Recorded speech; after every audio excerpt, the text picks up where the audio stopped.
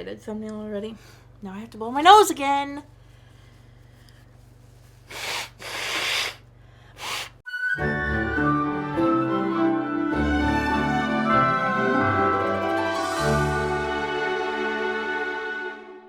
Welcome back to Every Disney Movie Ever. My name is Jess and I'm watching Every Disney Movie Ever. Today I'm going to talk about Encino Man. Encino Man is a 1992 theatrical release. It's directed by Mayfield, cinematography by Robert Brinkmann, editing by Michael Kelly and Eric Sears. The music is by J. Peter Robinson, and it's written by Shawn Schepps. Les Mayfield is best known for Blue Streak, Flubber, Miracle on 34th Street, and this. Robert Brinkmann is best known for The Cable Guy, Rules of Attraction, Tenacious D, and The Pick of Destiny, and this. Michael Kelly I covered in the video about The Rescuers Down Under. The link will be in the description.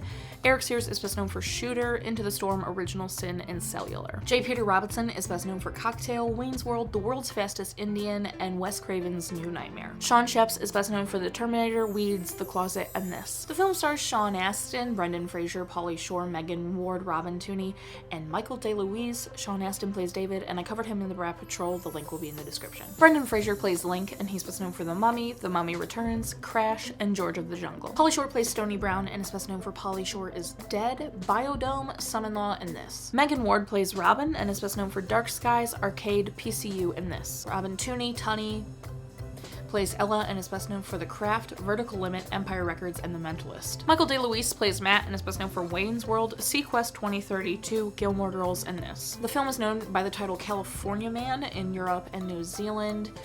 It was shot from December 1991 to February of 1992. Pauly Shore had a show called Totally Pauly that he was really well known for, and so he was thought that he'd be bringing in an existing audience, and then it tested well with teen audiences, which was like the huge goal. Disney really wanted to be making movies that teens accepted instead of like the kiddie kid persona and reputation that Disney had. They wanted to make movies that teens would go see because teens are a huge market when it comes to movies. And it tested well with teen audiences. All of the costuming in the film was custom, especially Brendan Fraser's outfits because he is 6'3", so the costume designer was like, I just gotta make everything for him from scratch. But everything was custom. She decided to make literally everything from scratch for everybody. The film was made for $7 million and made $40.7 million, so it was actually a pretty big success considering like the budget to box office ratio. So it made a big profit for itself, but it has a 15% on Rotten Tomatoes. People did not like it. It has some negative to kind of mixed reviews. One of them was it could garner a cult following if that's your thing. It depends on how much Pauly Shore you can take. Now, I've heard Pauly Shore, I've heard the name. I didn't realize Pauly Shore was the voice of Bobby in a Goofy movie until I was watching this and he started speaking and I was like, oh, it's the Leaning Tower of Cheese guy. And so I immediately was like, well, I like him because he's hilarious in a Goofy movie, but I've never seen him in anything else. I didn't see any of his reality stuff. I haven't seen any of his other movies, but apparently he was a lot to take, I guess, because he's got a really big reputation for like people hating him or loving him. So I don't know, but just know that I don't really have an opinion when it comes to like hating the movie because of Pauly Shore. Fun fact before I start my notes, Brendan Fraser appears in 2 other Pauly Shore movies as a character named Link, which is hilarious. Now, as for the film, like it was fine. I went in kind of really excited because I really like Brendan Fraser.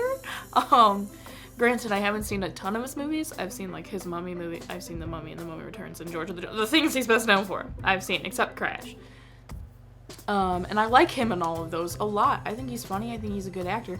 So I was excited, and I also like Sean Astin's an incredible actor. So I was hyped. And then when Pauly Shore turned out to be Bobby from a Goofy movie, I was like, yes, here we go. And then it's fine. It's not great. It is definitely like a movie of its time because of all the gross things about boys. Those boys, not all boys, relax. Just, you know. The story, for those of you that don't know the story, I almost called him Mikey.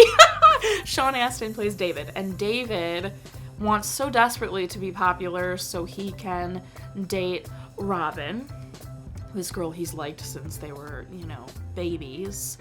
And he is trying to dig out an area for a pool in his backyard.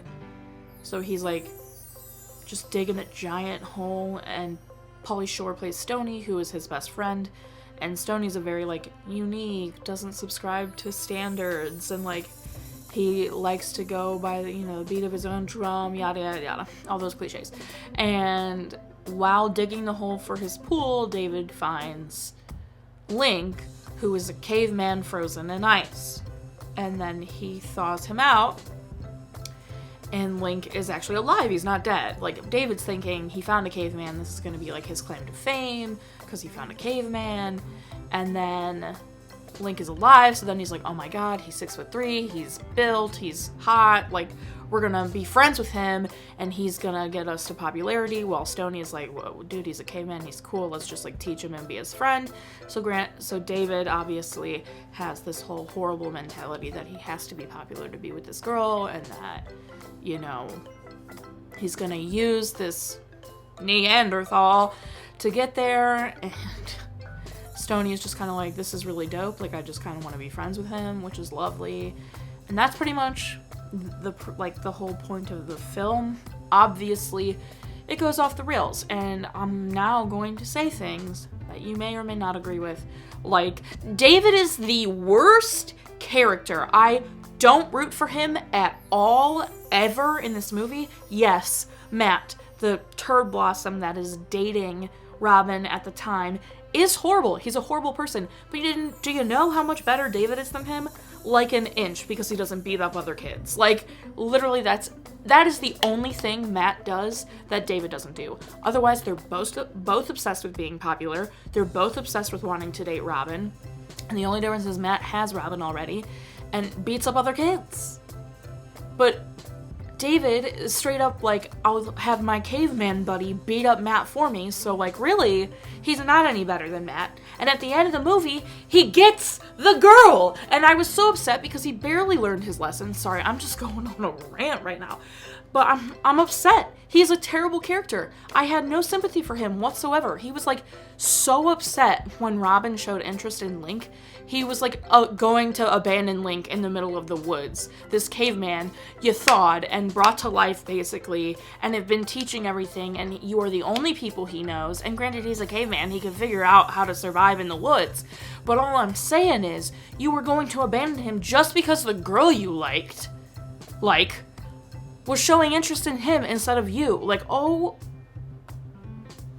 And then you fought your best friend, Stoney, over the fact that Stoney was like, hey, this is really effed up. Don't abandon him in the woods. What the heck are you doing? Call him back right now. So they started fighting, and he punched him and gave Stoney a bloody nose when Stoney has been the sweetest, best character throughout this entire film. I'm so sorry, but I'm, so mad because David is such an unlikable protagonist. I don't care about him at all. I cared very much about Stoney and Link, and I was like, can we just have that movie? Can we have Stoney and Link be a buddy comedy? I want that movie, because David is deplorable. He's no better than that. And at the end of the movie, the only thing he does to redeem himself is let Link go to prom with Robin.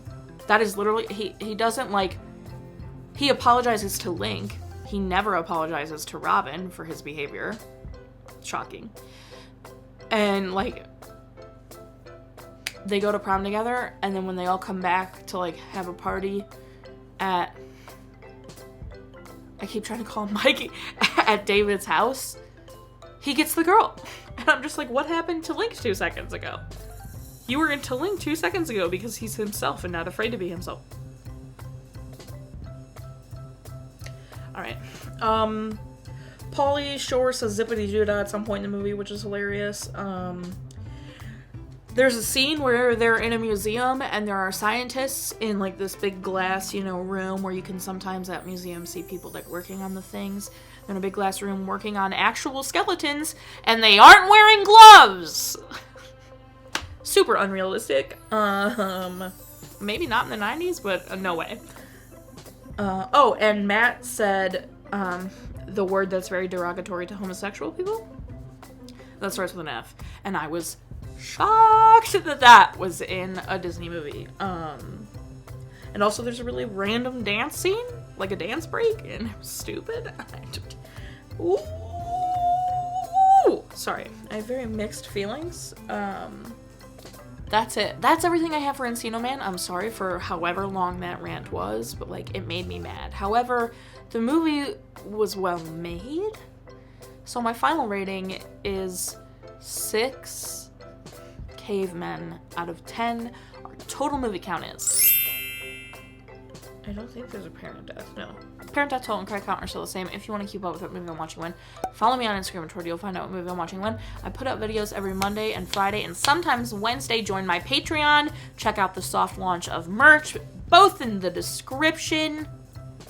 Until next time, comment, like, subscribe, it on if you are, so you do. And don't be, honestly, David or Matt about it. Granted, David learns his lesson. So don't be Matt about it, but...